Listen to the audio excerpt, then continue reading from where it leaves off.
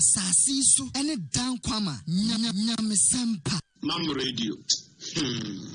Wallahi, Al-Jannah to Firdaus is our limit, inshallah. Amen. Nyamisemu a ejojo akoma, nyamisemu a yede bobra, nyamisemu a ebema wada wo ho so, nyamisemu a ekinya nipa nkunimdie e wa asase so ene dan kwama, nyamisempa.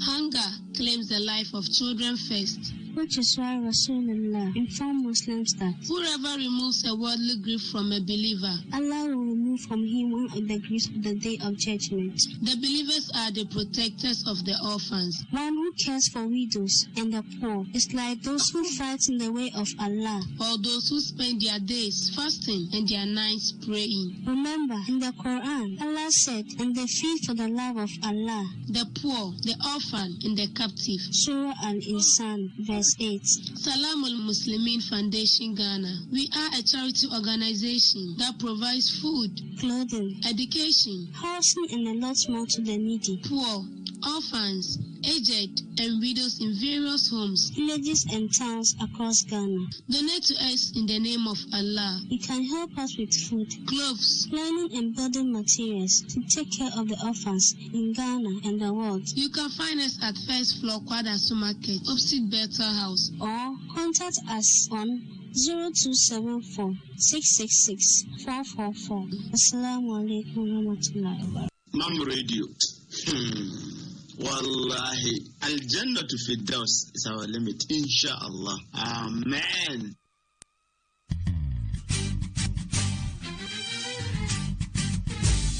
When you be a baby, and your mobile phone piano so kita. I was on your phone, Papa. Bimusa Enterprise, Elma quality phone. I'm more easy. We have Samsung, Nokia, Infinix, iPhone, and also Techno. Mobile phone be our PBA, Bomaria Sobeko, Bimusa Enterprise, I saw ye Ewo Kumasi do. So pen drive, phone covers, memory card, and also charges, any phones accessories BR. A Bimusa Enterprise. Dear Jack Crown, so say, what your mobile phone? No, yes, I'm a 1 year warranty. Our mobile phone, so battery, Papa. Bimusa Enterprise and my mobile phone papa more easy. Here some accessories at the account. So here Bako and also here me no Pedro na to akokotonwa. But money so the Bimusa Enterprise ebe jinsa wo so. Say so the Bema see round them I was so to meet guy level. U TV any crisis see what nemum I was say famo.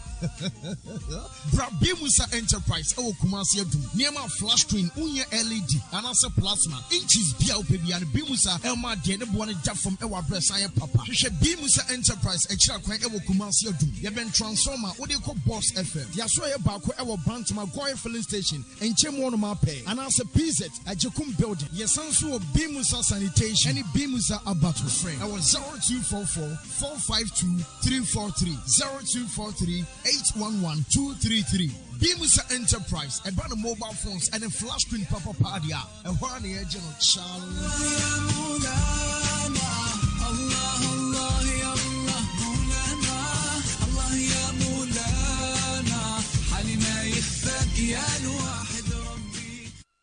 Mam Online Dao Chocho.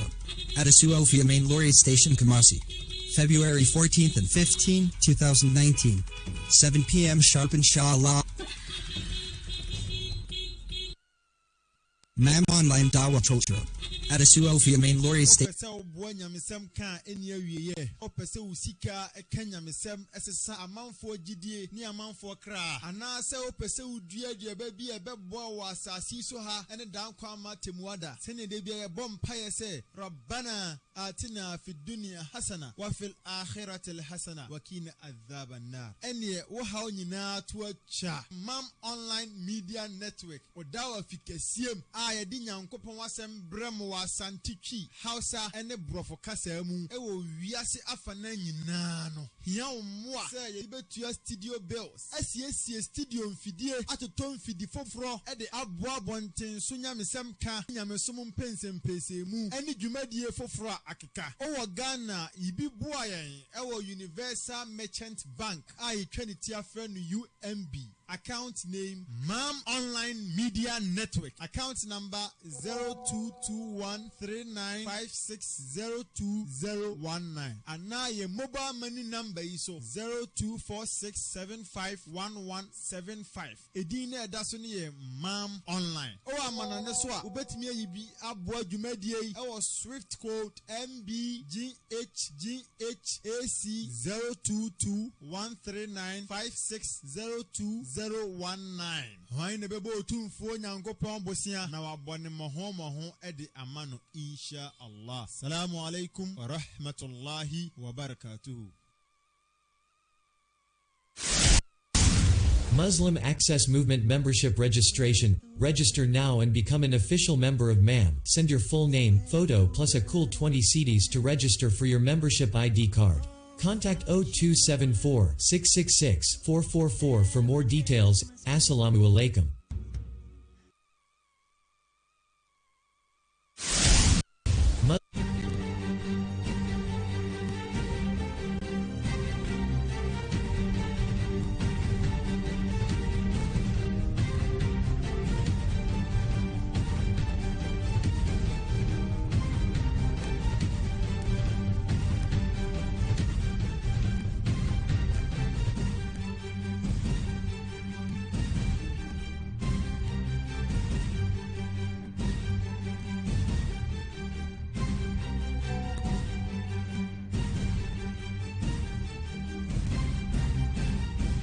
Mam Radio. Wallahi, al-jannatu fi dawn. أعوذ بالله من الشيطان الرجيم. بسم الله الرحمن الرحيم. بل هم في شك يلعبون فارتقب يوم تأتي السماء بدخان مبين يخشى الناس هذا العذاب العليم ربنا اكشف عنا العذاب إنا مؤمنون أنى لهم الذكرى وقد جاءهم رسول مبين ثم تولوا عنه وقالوا معلم مجنون إنا كاشف العذاب قليلا إنكم عائدون يوم نبطش بطشة الكبرى إنا منتقمون ولقد فتنا قبلهم قوم فرعون وجاءهم رسول كريم أن عدوا إلي عباد الله إني لكم رسول أمين صدق الله العظيم. إن الحمد لله نحمده ونستعينه ونستغفره ونتوكل عليه ونعوذ بالله من شرور أنفسنا ومن سيئات أعمالنا من يهده الله فلا مضل له ومن يضلل فلا هادي له. أشهد أن لا إله إلا الله وأشهد أن سيدنا ونبينا مولانا محمدا صلى الله تعالى عليه وسلم عبده ورسوله. يا إخوة الإيمان، الحمد لله الذي لم يزل بالمعروف معروفا وبالكرم موصوفا كل يوم هو في شأن. وصفت نوحا بأنه كان عبدا شكورا وشفيت أيوب بأنه كان عبدا أوابا منيبا وجعلت النار لإبراهيم بردا وسلاما فكان له ضياء ونورا وألقيت كميس يوسف على وجه يعقوب فارتد بصيرا. السلام عليكم ورحمة الله وبركاته. يدي أسدا كسيه أني ويه ayeyi enkamfo entontomani kabea yede bema twedi ampo nyame oye kukrumuti ayensa no hommopo nyame ayodo to kese asa wodo ho twere no a ompanhwe nyame atumi nyina ekuta no itumi mu na wabonipa wabobi asikafo na wabobi ahiafo ne tumi mu no wabɔ nipa ebi ayɛ atenten ebi yɛ tietia ebi yɛ akɛsefoɔ ebi yɛ fiafia nyame ne tumi mu wabɔ nipa ebi yɛ agidiefoɔ ebi ngi nyankopɔn korampo endi nyame ne tumi mu wabɔ ebinom de akogu abrochiri na wabɔ bi de agu Ghana ha yi ne tumi ne nyansa mu odimde ntia wabɔ wo bia saa nyame ne tumi mu na ebinom anya accident asɔre obi nso nya accident wantumi ansɔre saa nyame ne tumi mu na sekan ya ɛwɔ wo bia wonya nkwa no saa sekan no wo bia na wafiri mu tumi wura da sebrɛ yentumi enye bibia mfa ne tumi no agye de ono otumfo nyankopɔn opɛ man the alladhi yashfa'u indahu illa bi idhnihi wan ne betuma agye ne ho agye ono otumfo nyankopɔn ne tumi mu opɛ nyankopɔn onye ne saa ema yɛ daa aduanom agidifoɔ ɛnɛ awia yi yɛbɛdwene ensensem bi ho a yɛfa Islam ho a yɛbɛma menu mienu yɛayɛ agidiefoɔ anokwarefoɔ ansa na nipa betuma agidie ni no yɛwɔ su bi ɛsɛsɛ saa nipa ne de no adi saa su no ɛdɔɔso emu baako na menu mienu bɛka ho asɛm ɛnɛ awia yi ɛnuanom agidiefoɔ deɛ yɛmpanifoɔ kam yɛteɛ no ɛna mamda is yɛnso yɛbɛtena ha na yɛka sɛ na ɛbɛyɛ obiara benya ɛso ɛmfasoɔ na yɛdeɛ yɛyɛ adesuafoɔ nyankopɔn ɔma yɛ nimdeɛ ne bebree ɛnka ho ɛnuanom agidiefoɔ adeɛ ɛmɛ yɛka sɛ obi yɛ gidie ni ɛne obi a ɔyɛ Allah conscious sɛ yɛka Allah conscious a dwumadeɛ bi a ɔredie no ɔde nyankopɔn na di kae obisa ne ho sɛ adeɛ yɛ a meekɔ yɛ yi Allahu ani gye ho anaasɛ n'ani ngye ho saa nipa no dwumadeɛ bi a wɔredie no wowuo ɛwɔ naso akyi wobisa ne ho sɛ dwumadeɛ a meekɔ die yi sɛ ba sɛ miwu sɛ esi ayi a mɛkɔ ɔsoro ahemman mu anaa mɛkɔ bonsam gyam obi a saa nsɛm wei wɔ nasum abere bia no saa nipa no yɛ ahwɛ yie ɛwɔ nanamɔ ɛne bibia mu nande asɛmpɔ ekuta yɛ topic ɛyɛ the trust broni bɛka sɛ trust bɛwura Quran mu ayɛ Arab kasa no a yɛbɛka sɛ amana kyerɛ sɛ hwɛsodeɛ sɛ yɛde adeɛ bi ama wo sɛ hwɛ so menu mienu nyinaa bɛgye atum sɛ wiase a yɛwɔ yi deɛ sɛ deɛ yɛyɛ nipa na bere bi a yɛbɛtumi awu ama na yɛ yie no ɛno nti abere bi a yɛde yɛ nneɛma ma afoforɔ sɛ wɔnhwɛ so ɛma yɛn na deɛ na Quran ɛne kɔmhyɛne Muhammad sallallahu alaihi wasallam ne hadith ɛka ɛfa trust ana amana ɛho yɛ nipa yi deɛ amanfoɔ de nneɛma bebree agya yɛn nyankopɔn nso de nneɛma agya yɛn yɛwie topic wei no menu mienu bɛhunu sɛ agidiefoɔ no yɛyɛ abɛn hɔ anaasɛ yɛatwe yɛn ho afiri hɔ koraa mamemfa nkɔ Quran sura ɛtɔ so 59 ne nkyikyɛmu 18 yɛfɛ suratul Hashr Quran chapter 59 verse number 18 nyame yɛ wɔnim nipa na wɔbɔ menu mienu na ɛbɛtɔ dabi na menu mienu nti wiase nti ɔka kyerɛ sɛ ba'da a'udhu billahi minash shaitanir rajim bismillahir rahmanir rahim Allah sɛ ya ayyuhalladhina amanu taqullah watumfo nyankopɔn sɛ ɛyɛ mo a mose mo agyeme Allahu adi mo a mose mo agyeme nyankopɔn adi ɛwɔ nokure mu no taqullah sɛ wagyeme adi die a ɛne emu nsuro me si yɛka sɛ yɛsuro nyankopɔn a ɛne deɛ yi anamɔ bie ne hɔ a yɛbɛtu agye yɛ bisa nyame nhyehyɛeɛ a ɛwɔ ho maala mo sɔre sisi aka kyerɛ sɛ wɔse yɛdie hyɛ nyankopɔn nsa enti meɛ nkɔfa haram kwan mfa nyɛ yie wo halal no sɛ esu akora no a fɛ no abɔ bra na nyankopɔn tumi mu no wo halal no ɛbɛyɛ adwuma yie ɛde ama wo na danko amate mu ada yakɔfrɛ wo his excellency yakɔfrɛ wo honorable ɛnuanom agyidiefoɔ enti nyankopɔn sɛ taqullaha momma yɛnsuro monsuro me twɛ di ampo nyame munya hweye ewo manamo ho fa me Nyankopɔn ho wal tanzuru nafsum ma qaddamat lingad wotumfo Nyankopɔn sɛ wal tanzuru nafsin okra bia nhwɛ ontwa nani nhwɛ ma qaddamat ligadi de ode ato hɔ wasiesie ato hɔ ama ɔkyena enuanom agidiyefo wotumfo Nyankopɔn sɛ yɛnhwɛ de yɛsiesie ato hɔ ama wɔkyena de a wɔkyena de wɔ hene ɛna Allahu ɔka ho asɛm yi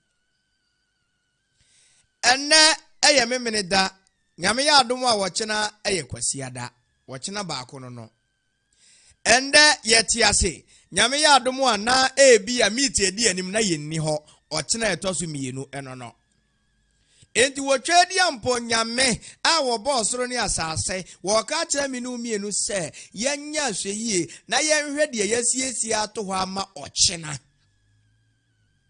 enti dwuma bi a yɛdie biara yɛnhunu sɛ atemuo ɛwɔ hɔ Nyankopɔn ko bisa yɛ sɛ deɛ ɔde maa yɛn deɛ obi di maa yɛn nneɛma ɔde maa yɛ kwan bɛn ne yɛfa so a yɛhwɛ so ɛnuanom agyidiefo Nyankopɔn sɛ wattaqullaha na munsuro mi twɛdi ampo nyame biewu ansa na wobɛtuma adwene de wasiesie ato hɔ ama wɔkyena no ɛnuanom agyidiefo agye wo nyame so level no apagya ɛnda mi kɔfa wo bi adeɛ no a me kɔfa no wɔkyena ho nsunsuasoɔ ne sɛi sɛ me bɔ obi korɔ no ɛnnɛ a wɔkyena ho nsunsuasoɔ ne sɛi sɛ me wu a ho nsunsuasoɔ ne sɛi gidie ne kasa no me kɔbɔ adwamai matwe obi ba fa mpoma mu mafrɛ obi ba na adwo a menene kɔda ɛho nsunsuasoɔ ne sɛi wɔkyena ho nsunsuasoɔ ne sɛi owu akyi ho nsunsuasoɔ ne sɛi ɛyɛ den a me nso mɛwo ba anhwɛ a na nsunsuasoɔ no bi akɔyɛ sɛ obi nso nye ne bɛbɔ adwamai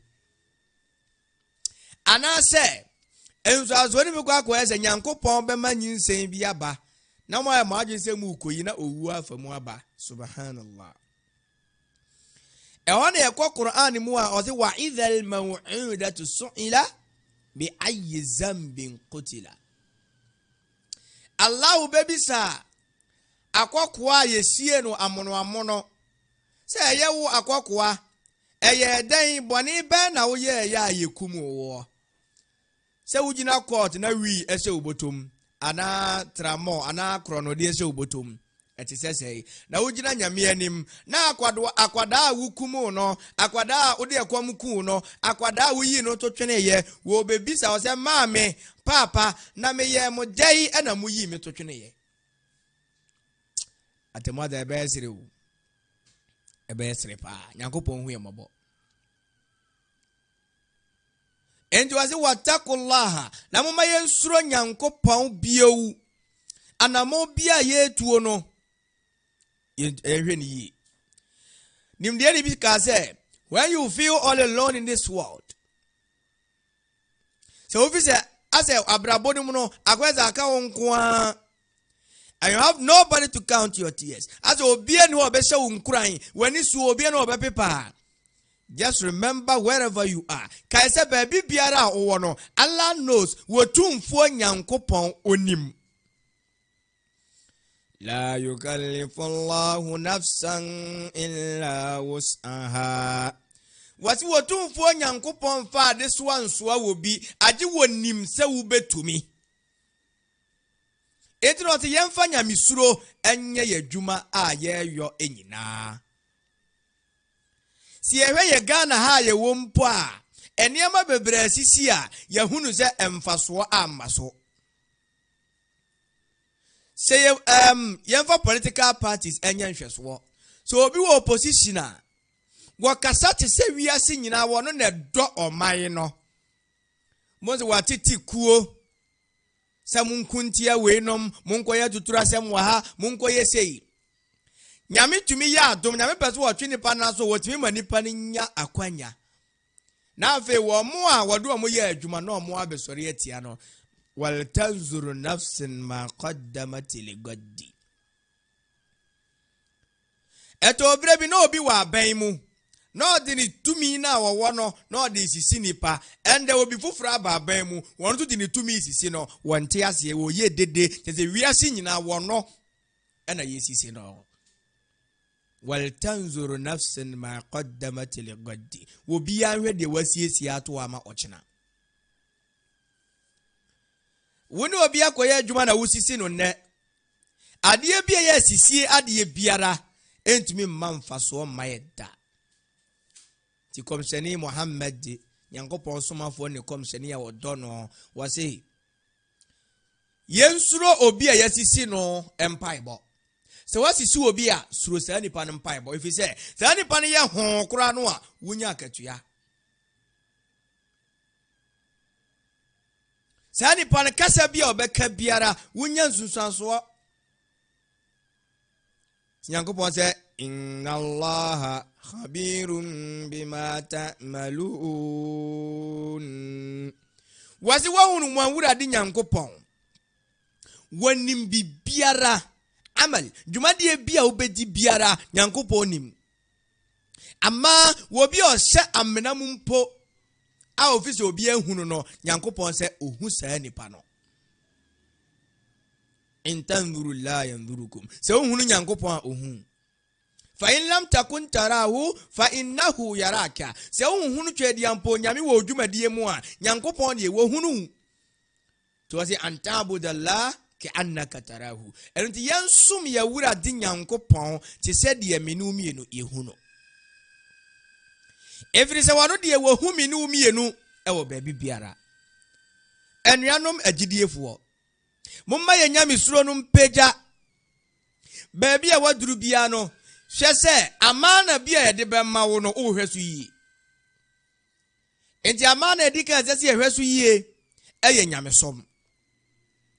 Esoma otumfo Nyankopon se ye nsom no no eye ahweso de eye adeso na Nyankopon de amaye. Nyame nim se ye betumi enu nti na ode ma aye. Enti yensom Nyankopon te se de ye hu no. If it's at the end of the day, no, say oh some any pentia. We too for Nyankopon ta temu da odu akatu abema wo. Say oh some Nyankopon tia odu akatu abema wo. Sheikh Asembi was obi biara ntimi nko nyame anim illa man ata Allah bi qalbi salim. Adi obi ode akoma fita akoma kan be ko nyame anim. Ade nti na usua ade. Usua ade say wo de boa umpesua so umpotemu anase usua ade se malam bi owo ho oya ayesem ade bia oso ogidin to de ba be kana no atum o be kanya mesem amia wo sa wonsu nim ka ne yi amanfo bi afiri wo de wo waba tinyamesom na wo som no yehunu se eye trust amana ena Nyankopon de amaye nti yensom Nyankopon yi. Yansum Nyankopon ewo nukure mu entire otumfo Nyankopon se ya ayyuhal ladina amanu taqullah. Eniyan magidiefu munsuro Nyankopon haqqa tuqatihi. Munsuro Nyankopon wo nukure mu sade asasi yesuro no wala tamutunna monhwe na mwanwu illa wa antum muslimun. Aje mu ye muslimfo. Because ankane no enakura dodo na wo ho. So obi di ade amano de ato wa na ode makramo. Oh fami sike ma papa kramo. Fami mwe ma papa kramo hwa so mi tu kwa ya ba. Fami ko fuo no ma papa kramo. Fami bayiri fuo no ma papa kramo na mi tu kwa ya ba. Onta papa kramo die wo suro nyame eye de wo mbra papa kramo be ka se oh wa de we de mfaso e ba mu nie. Na eka e ba mu nie na wo de aka nie. Enti no obi a person de bra papa kramo. Nanda saa ne ehunu ana ene papa kramofuo bebre ene maame kramofuo bebre yendi no kure. Enti gidie ni biara wotu we gidie ni no azasi ehunu kramo anase yehunu gidie anase yehunu responsibility bi ewo wo gidie ni no wo mu tie de ade agyawa obetumi ahweso. Yanko Quran sura etoso enan Ninchichemu aduonu enwotwe. Quran chapter 4 verse number 58. Surat Nisa'i. Wotwe di amponyame twemi no mienu adwene asisa no kuradie no so ene nti wase inna allaha ya'murukum amr we nyankopon hye we ye ohye amr bil ma'ruf shamanfo no munye papa wanha anil munkar na bra manfo firi bone ho wase inna allaha ya'murukum an tu'addu amanati ila ahliha. And your Lord has commanded you that you should render back the trust to those whom they are due. Watumfo nyankopon wahyamo se momfa mundi nokure ema wo mo esese mudi nokure ma wo mo ebi obi di ade ama se fato ho ma no nipa no baaya o ade na me de to ho no kura no me ho kire mi ntino ma yusu gize wokoba na kobra sa ti gidie ni bie ni obeza mponim de afo se obe yusu ade no mpo ama nipa ne nya we o minu ya zika odi jami manya emergency mbese mi yusu mu be 50 cedis mbese mi yusu mu be 100 cedis na onipa no enya reshemu se nipa so se yusu 50 cedis 100 cedis timi ko giska no a bia na onyanya ye na mama ne bre kakra na odi atua na nipa be fra wanua sika no wo ho memmoa no wo ho kokofuo no wo ho mi pipes no wo ho won se han e wo ho na nipa atuka asa me bedi wo baya na fe wo ka story wonya gidie ni the Quran say inna la ya'murukum mawura de shemo a command amur koye da sorry nzuomra ewiamo adiensa command and we no enya upa na wo ye e command na wotumfo nyankopon wo hyewo inna la ya'murukum mawura de shemo an tu'addu amanati ila ahliha say yensan fa amana yensan fa de obidi amaye emma ni wura enesi yewe Ghana ha bebrea mansun bebrebe e wakotu nyinara ensem bebre wa himfie nyinara akwa akoye se papa biti ase no ena odi kokofuo ena odi abefuo ena odi enioma bi ajapade bi ma papa bi se papa jimenie mai me de mi ba bewu o mi maye mre na mi ma no susu a se mi ma no nyini a na wo di ama wo mo ena oje so han mate me de be ma wo mo malam papa ibe wu wie ya aveni pa itete nkwada yi akwada benyini wabeti se japade weyi company weyi kokofu weyi abefu weyi ka weyi na eyeme papa dia ena yesi wode ma papa we se won hweso enti me kwa akoje ma de akwada yi koya papa se be famma o na akopie court papa osika wako hu lawyer wako hu judge watu ama wo mo akwada na nka de ne ye ne dia no na ya sanso aboneka la ilaha illallah la ilaha illallah na'udhu billah na ya sa bo akwada yi kam na sa tue sika ebinum bo sa de wo mutum say defamation of character say ugu papa na nim ase say japade anya wo dia wo se wo dia na mom na nka ya akwada no edia ene obi yiri timika se mi wura sa sikai da me nchen a ebesa anaze bia me de media se no gikuta na mpesa me de ko business bi obi dia gitu ho ma me ba bi dia me nua bi dia gitu ho ma me wona we efie ni tiri wona we bema na wona me jiwudie enti mi wura gitu ho ma me na bema kwalam wadi sika no sika wura aba be bisa oba ko bisa na twade ehye ntomam malam enye gidie ni esubai enti musa ankrofo sa na amanfo de ajanka ne o majamo no musa ankrofo no ayede ajapade bia mamo samfa ma amanfo bi no nyankopon se inna la ya'murukum mawura de shamo an tu'addul amanati illa ahliha se amana bia obi di amamo no musa fo ni rade enkoma no eka eya ade bia Rasulullah sallallahu alaihi wasallam na wosuro enti okache yensu se yensuro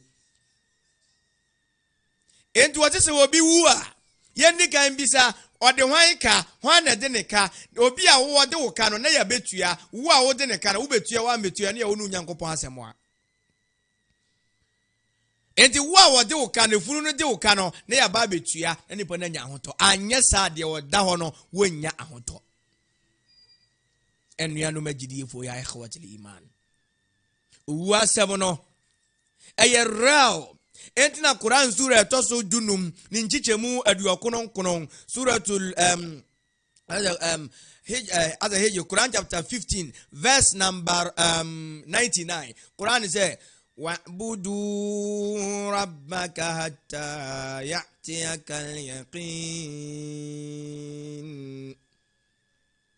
Allah say wa'budu rabbaka enuanu magidie fuei wa'budu rabbaka monsum mawura di nyankopon ewo nukuramu o hatta ya'tiyaka al-yaqin kopim say yakin owuo na ye nokure no ebeba the certainty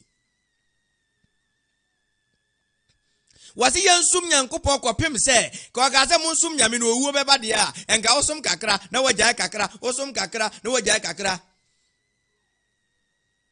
ne wasi monsum nyankopon sa kopim se enam se yenim da ye bewuo ni nti no wasi yansum sa kopim se owuo no beba wonim se wotumi de japade bi to wo ma akwada bi akwada ni nyina wo de ma no wasi papa wotimi ahwe japade so amaye ndi ya chem ya ma obi fa ode no eno na halal obiti meka tia nkwada ne se mpa de japade jame na me de yen emoa na me de yese ndi company amuhu yi ka se esisi we nyina mo papa japade na me de ye enu nti modea efie we nyina modea meko tebe bia na metie papa yenti mi ma onko sa watima ye japade we ama ye dia ene ye yenso edan ye yi ha dia ma e ka no famie nu ko e bia japade no fa we ko na be ye wonso o reward onso wakatua enu na ye halal yawm al-qiyama bukwa kuyano so wamfa halal nyame kwan so yanko Quran sura suratul Ma'arij Quran sura toso eduoson ni nchichemu eduasami no Quran chapter 70 verse number 32 Allah say walladhina hum li amanatihim wa adihim ra'un asim Quran suratul Mu'min. What do for Yankopon say, and those who keep their trust and covenant faithfully. One more muti or more bosses so, and one more muti no kura wa dear jaw mo ewo no kuremu no sancrophone from a GD4. And to wajidia ni biara sa wunim se wo wuo beba man kana yu'minu billahi wal yawmil akhir sa wunim se wuji nyamidi na wunim se atemu da beba wuji di atemu da ho de ya and adwumade bia obedi bia di no kuremu yankwa asem bi wo suratul Fusilat Quran sura toso aduanan baako ngichemu aduanan nsia Quran 41 verse 46 Quran say man amala salihan fali nafsi wasi wobi biara obedi dwumadie papa no odima ono ane kra enti ajapade na yede ma otahwe so bose no a wo hye ya wudi so no udima wa wo kra onyema wobi wama asa afalaiha na dwuma boni bia ubedie ade foforo bia obeya enye nyankopon ekwan so no wasi ubehunu oyetia wankasa wo kra wama rabbuka bidhallamin lil abid wasi awurade nyankopon de wanya sisiefuo emfa ma abid o akwa biara dia me ya no mikonya makatuya wonto de oyokonya wakatuya suratul rahman say hal jazaa'ul ihsanu illa al ihsan fa bi ayyi ala'i rabbikuma tukadhiban wasi hal jazaa'ul ihsani illa al ihsan nanya papa katuya ne papa ana enuanom agidiefuo ya ikhwatul iman enya papa katuya ne papa eye papa akatuya ene papa ana boni akatua ne boni nsunsuaso enya boni akatua de owu efise na imam kan no efise papa fo owu aboni fo owu and the Quran says hal jazaa'ul ihsani illa al ihsan enya papa akatua ne papa na man kana khairan fa khairan wo bia obaye papa no ubeshia papa wa man kana sharran fa sharran wo bia obaye boni no ubeshia boni Allahu akbar.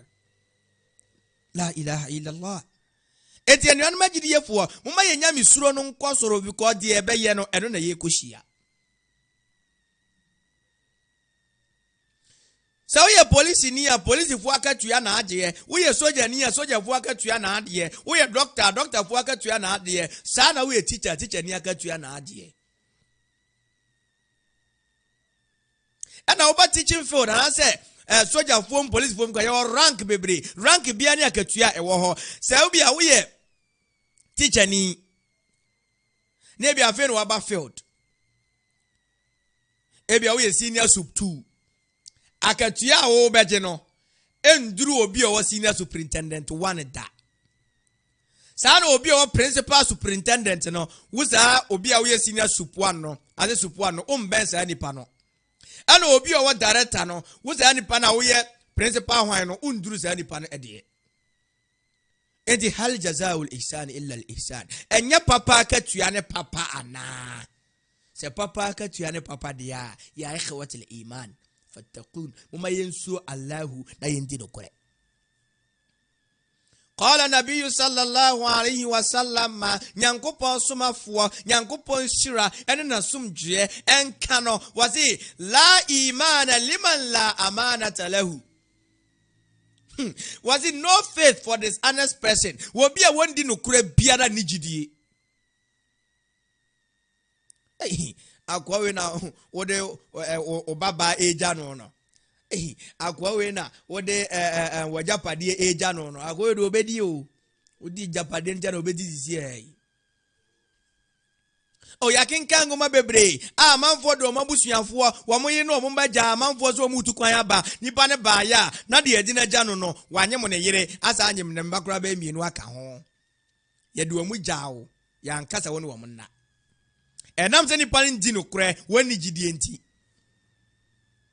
eno ba hunu teacher ni na ye de nkwada aja teacher ni ti wo hwe so eno wo form ha me ba beduru ho na teacher ni ene nkwada no eda Obeka mala anye nia o enkwala ni enkwala bone o dem kwa mo roro mo ho kire akwada no so a wani mu nyansa enti ne yesete ne nyansa wa woro no ho akire wa hwe no anade tia no ka je hey da bi yenye sa obese nyankopon do wa yenye sa na wo de hu akwada ne se de ho no sebi wosi o wa woro akire me timene ne koda subhanallah onye gidie ni. Komseni say la imana liman la amanata lahu wo bi biara wondi no kure no wonne gidie ni oni iman because the wudi amana no na wu wo chena wakatua etisai man kana khairan fa khairan wa man kana sharran fa sharran woni bibi yanko Quran sura etoso aduanan nan nchichemu du enwotwe efre sura suratul Dukhan Quran chapter 44 verse 18. Allah will say in okachire se komseni address enipa o say inni lakum rasulun amin. I am a trustworthy messenger to you. Me komseni Muhammad me ye no kwafo somafo no kwafo e de mamo me ntwantro de metie no na meka wa ma yantiqu anil hawa komseni Muhammad nyamisha na sumdue nka no wankasa woni tirimu o in huwa illa wahyun yuha aje yi a kire no yi wahayi mano a no no so aka kire mo komseni se de nyamede ama me na mede mamo me ntwantro enti nukuredie nso ye trust ahwesode a de ma papa kramo because wo kramo ni die wonim say you are accountable for your life and this amanfo obi omodo say obi di ni moja ba paper ante de obeye bia no obi di ni moja ba paper nti you are not accountable for everything. Meanwhile Bible kro na say gidi a enwuma nka ho ne ye gidi ehunu enti enu ma gidi efo komseni namu amin maka foto ni di amin every say na oya no kwafo wodi ade eja komseni Muhammad nyamisha na sumdue nka no a won kombra no na ade ne da ho komseni Muhammad se me te na bakwasem a na me wurati me ho na me dia ji amanfo bi gina to tankuru wa mu ye nsua de mfa no ho ene ye didi abrante yatam se ne subusuefo de bi mada enso ye nim ne ho asem bia. Mama a tip of the iceberg. Mama asam kakra bi akomseni kire. One, he taught us to be just and kind. Komseni ka kire se yendi no kure, we should be just, yendi no kure and kind. Na yenya ayemye emanipa. And we should feed the poor and hungry. Wobi oyo hiani no, ya wobi a yamani binni. Wobi a kwamodene no, yamani duane. He taught us to help the wayfarer and the orphan child. Was obi oye kwantuni ane ho abekire no yemwo no nto aso. Ana akwada oye janka komcheneti yehwe no. So and we should not be cruel and miserly. Komcheni say mayama yetirimu nya dindindin, mayama yetirimu nya sum. Ave me nya pepe. Our speech should be soft and gentle. Oti ye kasa no wa ho ye kasa no ye mane nya boko na nye kasa ye kasa pa aye ni tie kasa ti kramoni anza na kramoni be bie na no odwene se ei nyame ni je ho ate na ni nje ho je say man kana yu'minu billahi wal yawmil akhir wo bi biara wonim sa nyame e wo ho wo je nyame di wonim sa temu da wo ho wonim sa e trust e amana na de amana so mbon teche ma ho ban was fal yakul so bie na no a khairan o ka asem papa au so ni asem pa bia ka li yasmut oyedi not na ho to so bie wa no aka papa untimi nka papa yedi we nyina komshene na kire ye ahuno enti abrantie we ye amin no kwafo enti etese ye ne nkramofo yesuesua ne no koredi. Unim Quran Surah toso aduonu enwo twen jijemu aduonu nsia. Every Surah to the Qasas. Every soro e de bafo mo a. Na Moses oya no kwafo pa na bi Musa. Na bra Faraon na kuromu ho no no kopata ntokwa bi ama ne nsapa abrante ba akoso ma owuye. Nti na ye pe Moses ache no. Nimdiye foto odwane ko krobi so woko kro no so no kosia ohin bi efre no ebi se ohin ebi se komshani bi efre no Shuaib na no wo mama mienu na Mose kotena dua bi ase a odwendwene ne ho na nkoda no mo de nwan ekwa didie ti bra mo hu se Mose ti wo no na Mose bi so mo se na ade na mo mma na mo de nwan ekwa didie wo bra se mema na yesa adwuma we ana mo ka kira na bi Musa se ye papa ya kokora e papa ntimi nya adwuma we ntina ye no no ho se nkura ni pe bibi no se de na mo pam se pe nsu anom onya bula na ho no mumbie na mo sabi no mo ai o mo se hwe sa nsu we ada ye bebie nyi ekromfuo nyina besom ye tumu ano ano no nimdiafo se anabi Musa sore ye wade ne nsa ba ko so abula ni ti ene opeja ye emma ne sabi no mo ye omunya bi kura ma wo momoa ene osade nsuo ne kata so ene omo da na se no omo ko ye onko bom papa mane papa de yakọ hunu papa hunu bi da abrantie bi wade ne nsa ba ko peja nsuo no wo wie wasa kata so wa maye nsuo anom papa da na se omo de papa ne se monko frem bra me da na se Abraham ko frem Moses anabi Musa ba ye no nimdiafo se papa se me da wase so na se onyame ho wase sa no kura wudi ma me ma no enti woye adwuma no ma wo no wanje hwe amfiri mo ho wanka hwe ankyere wo na okotena wo ba bi o mo se me nda wase e honna ne ba no ba ko e ka che ne papa se papa fa no papa han no papa han sa papa wei na fa ne yedwuma wo efie ha papa ebe kura ware yemu ba ko fama no adentira efiri se Quran 28:26 was inna khaira man istajarta al-qawiyul amin. Very the best for you to hire is the strong and trustworthy. Papa enipa wodi mo sasa wo fa ne dwuma ene obi a ne ho odene enti kramoni e wasa wo pomu dene ho hia wo komzani kire ze yenye exercise. Si yenchire ye manzuo madwade ye yenchire mbo horseback racing sina be ankra no be strong enti wazi obi a ne ho odene papa fa no ne ho odene ene obi odi no kure trustworthy obi a odi no kure wo de ade ma no obehwe so yie papa fa no don ware ye mu baako westo wa kura na wa kohwe wo hwe kofo mu a ampa papa ndene baba baako ema Moses ema manager pade Moses somoya be 8 to 10 years as the sadaki o ni sum no mu nyina so wadi no kure ti we mu nyina ye nkrofo asese ye dai yesua no kuredi efiri wo mo ho enti wa say inna khaira man istajarta qawiyun amin oti papa wo bi odi mu a wo be haino se qawi haino se on be sum ye ene obi a one owa ahodene ene obi a odi no kure minu ya kramoni wo ahodene odi no kure ene kramoni akodi nnade wanunum ndura huhuru se pa no ene onam zongo na oye dede ni ban yada na abugashi ena mi ma yesei ena subhanallah bonzo hey zo kuzo mubuga kuma mumra yankobu wa mu subhanallah la ilaha illallah annabi Musa hu odin ye chem 4 million kura ye nyamufa ode sumo nyame ode obate kramoni kika no ho ane kramofuo emrantie no ne yanom ahaban ne yanonum enuro ne yehunam na dindindin si ye de be sum nyame no ne ye de yakesesem ye brum panyinifo ye brum ma ye brum kwada ye mboye chemso ye nka ya asem ye nyata ya nom ne ye nyaduane bidia ye nimse wiase no ano no atemu ada bia ni wo malam ubeti ma wu wo sa ate bia ni mo watemuo ne de wo hene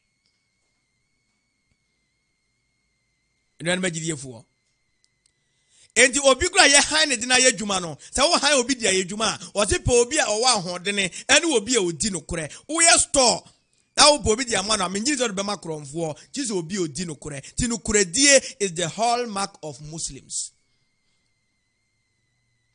ententem no a yankwe the story of Yusuf or Quran sura toso du mienu nchichemu aduonu enan Quran chapter 12 verse number 54 Yusuf dino kura to the sense ne master yede kura yese ko pese wo force Yusuf ne da waka de opanyina Yusuf ampene e mai ko wie no wo afiase na nka sese wo mu kunu wo mo hwe no panese no e da obi ka se da bi yen ko hwe abrante na tade se ye ni mu na ate a na se ampa ko beto maame no mu na e na maame ne te na tade se ye chire na ate a na se maame ne beto no mu na e na wo dwane ye no kuremu wo mo ko hwe abrante na tade no na ye chire na ate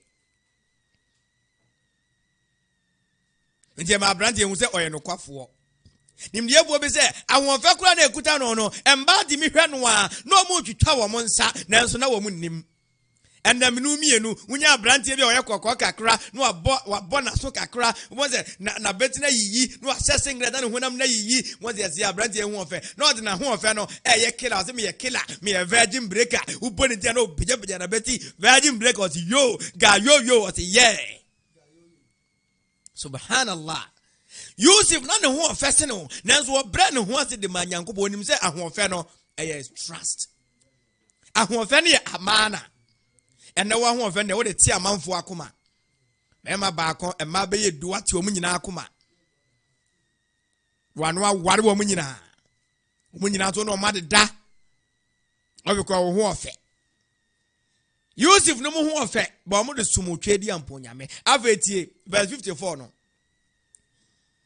قال تعالى وقال الملك توني به استهلسه لنفسي wasi and the king said now hene no ebro hu say Yusuf eya no kwafo Yusuf onye nipa oye basabasa opo na hu ofe ni nyina no ne yire no nyon ne for so no o say Yusuf ye no kwafo no wasi bring him to me umfane mreme so that I may attach him to myself say be me na ben me god da ye nyina otimi kira ase ni no kura die enti umfane mreme na me fan attach me ho no me bibia me ne beye kramo wo Yusuf no gradia odi ye ho se one ahemfo ne nam ye se obi obi hu nsa wo horo no wo ne mpanifo na to nsa ye de edidie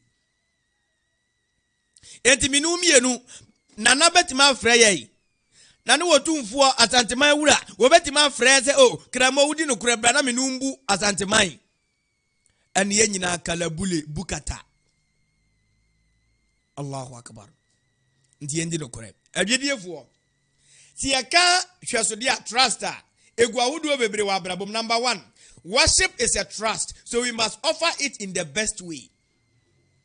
Nyamesom eya hwesode nti esese ye hweso yie ye som nyame yie mum ye som nyame yie so obesom nyankopon de asom ni yie.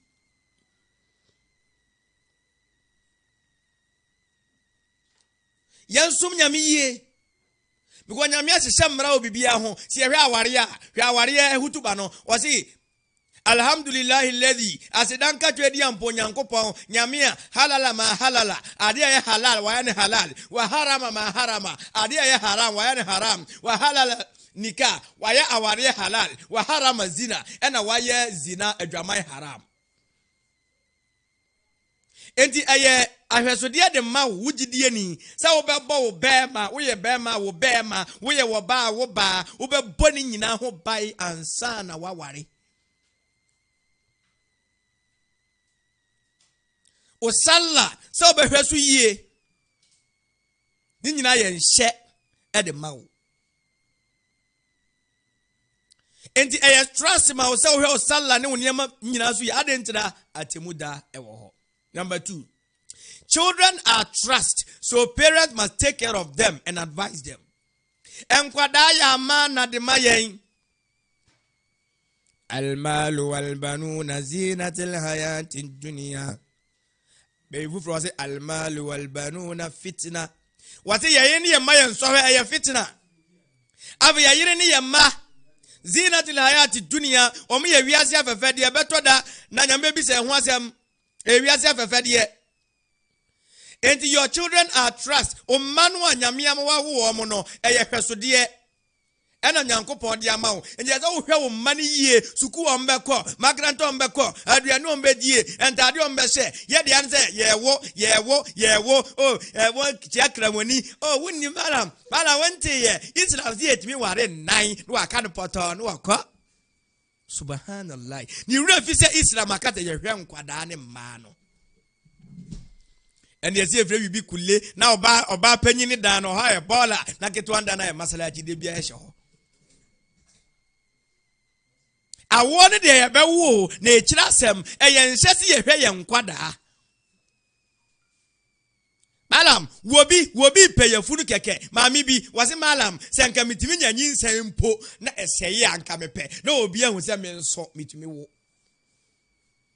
wo peyefunu keke wonya bi wo de wanya nkwada na wo bomu omutiri so na wo bomu suo e nkwada no so enti enuanu agidiefuo si yesi apete agidiefuo ayemma no yenhwe wo mo and ye mu bebre ntumi nyi asede ma ye mamma ni ntino e na amanfo ne wo mo da wa abontene no enne mrante enso ayaba ye nsuro nyame aba aketiesi na kom de no e na wosi ano e na o ma no 5 cedi no de to gobeko di ye enu ntie wo se wo koji ana enne mrante enchade ye kwawo mrante tirimo dini e na nimisi akura ketu abi baye 10 to 12 years na akwa na fuka kraka am say eh na mrante tirimo dini sa kesa wona wo ya de wona wonim skills yie subhanallah wo kwa kotokela boss no nyame na nkasa wo endu obi biara nyame ama wo ma mame papa de bia kasa alhamdulillah na hwe nkwara no wo no kuremu tu omofo mo tena ti tu omofo. Number 3, students are trust, so the teacher must increase their knowledge. Enkwada nyam school for students enkwada nyame de omo ama ye ne teacher for no ye nhese ye ma omunim de kosoro and the teacher for ye manim de no nko ankosoro ye ma omafu nso kosoro and the air time obaga na hadia e bia brochire na ebi ni ho obaga na hadia air time se teacher ni ye teacher akura na de o classroom chizo de bad them oba extra classes wo them. Eya amana na nyame dia ma o se hwe nkwada no so sa akora no na me kira ade no a obie ne ho sere ho na mi ofia na oba so obesra me oba ya na oyiyi no ho na akora na yi no ho a wonim nyansa enti ne yete kire ne nyansa woyi ne ho na twa ba pam hey menye sa Islam mpesa ukoye se kire obi a obeturu sutu dia wa hwa obe to mo na wo de akora ne ye ya na teacher Obente wani ketwe ho waka akora keto we atompa so subhanallah. And the year time say teacher for ni bimpo wa yerenom headmasters ni bi wa yerenom nanso wo mu na school for na eda. And the principals nyina na school for da. So we are kramoni now we are principal, we are headmaster, we are teacher. I have a message for you. Me wa sembi mawo. Asama me wa mawo ne say Nyankopon say your students are trust. And Quran na nyame de o ma hye wo nsa no eye amana de mawo. Nti wasa o ma munim de no kosoro. Kire o mu nyame suro. Ma Quran hu say adwaman enye. E de atam nye we nye. Na wo che ne say enye no wankasa wo di yites ebeye dei. Ebeye dei na akora we asuro nyame. Nti na ne nkora no omo sori yeso ye ne ma yemfata no. Number 4. Wealth is a trust, so we must earn halal and spend it in the right way and pay charity and zakat. Sikanu anyame dia maye no ya amano tom ya amana enyi ya hunim ya ho odin te nyame de maye ne o wo bi ebo ne ho mmode ne sene menu miye no nanso saa nipa no wonyanya sika wo bi wo connection sene me ne wonso oni hwe. Now they will say wahunim no mmode ibo te nyame de ma o da bi sika ne nipa na etwa benyame na eche eye bibi ntira. Mameza nko machi baako eba efa school for de no ho.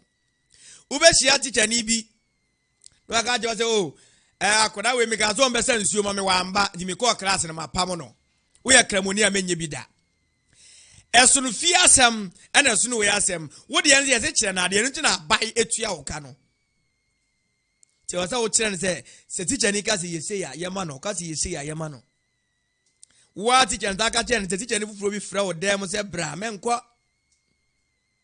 Ni dem dan sare wo ya ba ya asem koron kan kire wa bontini ka kire wo maami enka ne no se bema bi fra ba you an wo dem ka ma me kwa bontini no azizu fra me o di hey ya to fra wo dem a menkọ.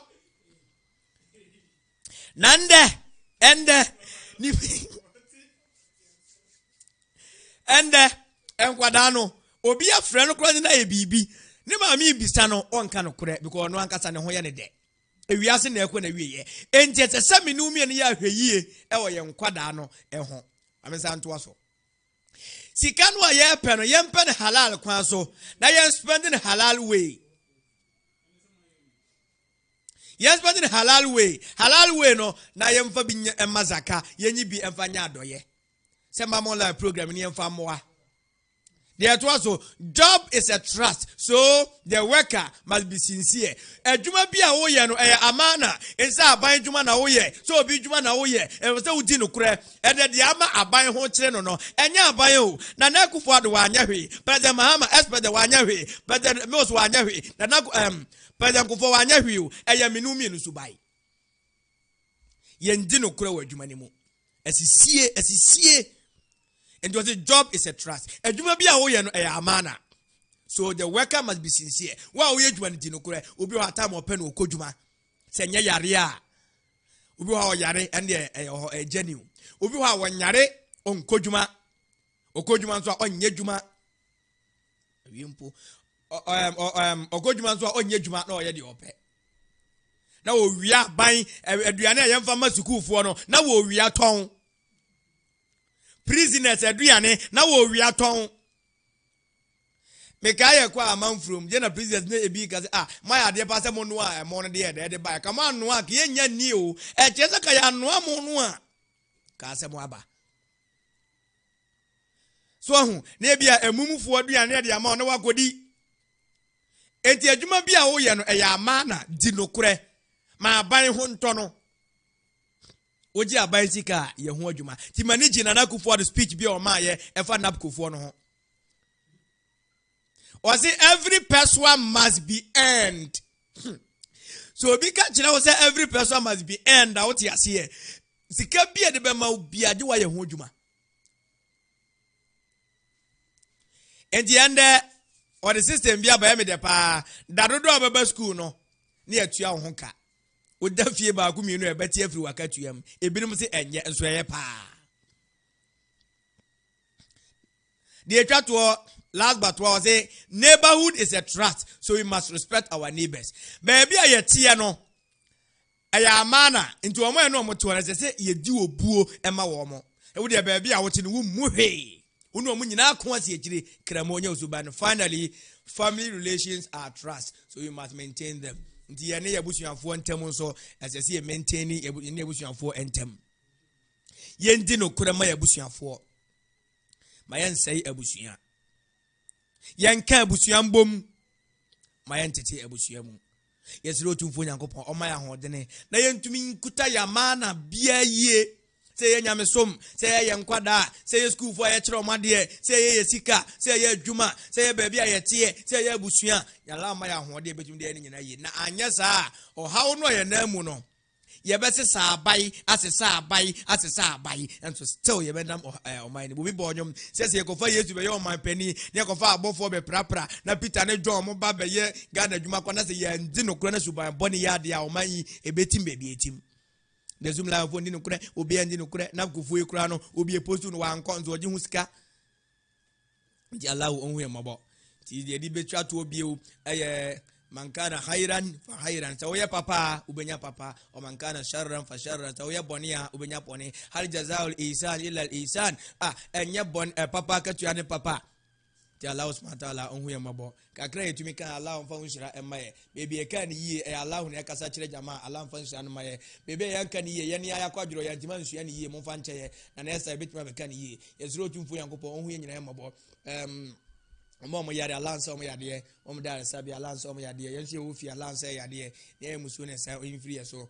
When you have to and just any can yet, you never see it in allow on boy and has our law Adam, Subhanaka la ilmalana, illa ma alamtana, inna kantana limulakim, Subhana Rabbi Karabi, Izati Amma Sifun, was Salamun ala Mursalim, Alhamdulillah Rabbil Alameen, Salamu alaikum wa rahmatullahi ta'ala wa barakatuhu. Alaikum salam, rahmatullah wa barakatuh.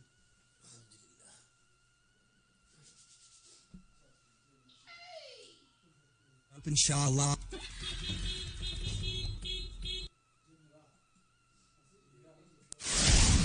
Muslim Access Movement Membership Registration. Register now and become an official member of MAM. Send your full name, photo plus a cool 20 CDs to register for your membership ID card. Contact 0274 666 444 for more details. Assalamu alaikum.